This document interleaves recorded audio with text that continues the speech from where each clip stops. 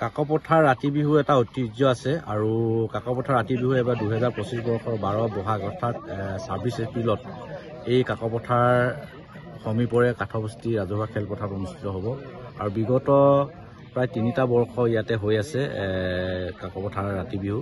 আৰু এইবাৰ ৰাতি বিহু এটা বিশেষকৈ আমি খুব আমাৰ যিটো ঐতিহ্য আছে মৰাণ জনগোষ্ঠীৰ যিটো ঐতিহ্য আছে তাক নিখুঁতভাৱে মানে আমি যাতে দেখুৱাব পাৰোঁ বা যিহেতু আমাৰ এটা প্ৰচলিত আছে আমাৰ গছ তলৰ বিহুৱে হওক বা ৰাতি বিহুৱে হওক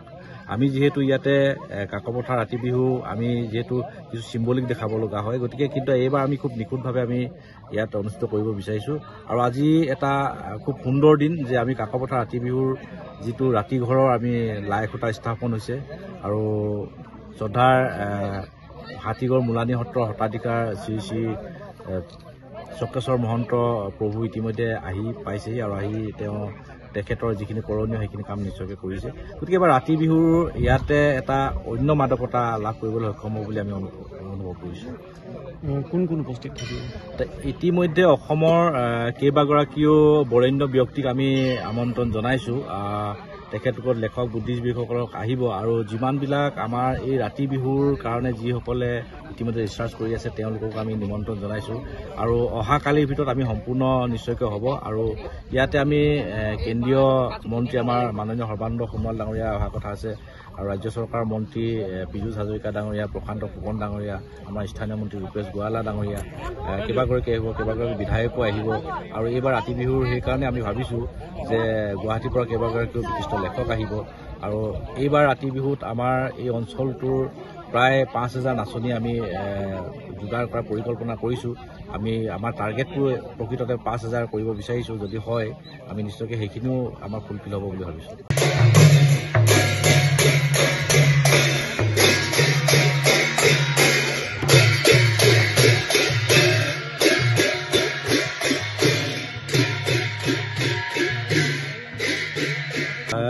কাকপথাৰ ৰাতি বিহু এটা ঐতিহ্য আছে আৰু কাকপথাৰ ৰাতি বিহু এবাৰ 2025 বৰ্ষৰ 12 বহাগ অৰ্থাৎ 26 এপ্ৰিলত এই কাকপথাৰ সমীপৰে কাঠবস্তি ৰাজহুৱা খেলপথাৰত অনুষ্ঠিত হ'ব আৰু বিগত প্ৰায় 3টা বৰ্ষ ইয়াতে হৈ আছে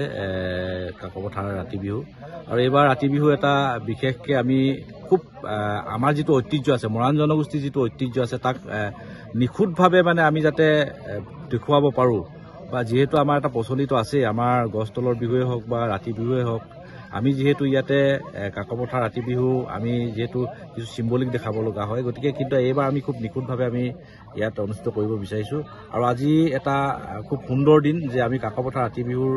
যিটো ৰাতি ঘৰৰ আমি লাই খুঁটা স্থাপন হৈছে আৰু শ্ৰদ্ধাৰ হাতীগড় মোলানী সত্ৰৰ শতাধিকাৰ শ্ৰী শ্ৰী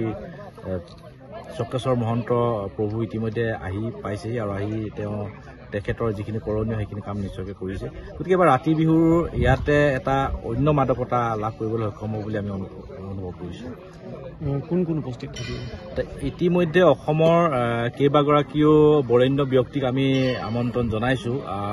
তেখেতলোকৰ লেখক বুদ্ধিজীৱীসকলক আহিব আৰু যিমানবিলাক আমাৰ এই ৰাতি বিহুৰ কাৰণে যিসকলে ইতিমধ্যে ৰিচাৰ্চ কৰি আছে তেওঁলোকক আমি নিমন্ত্ৰণ জনাইছোঁ আৰু অহা কালিৰ ভিতৰত আমি সম্পূৰ্ণ নিশ্চয়কৈ হ'ব আৰু ইয়াতে আমি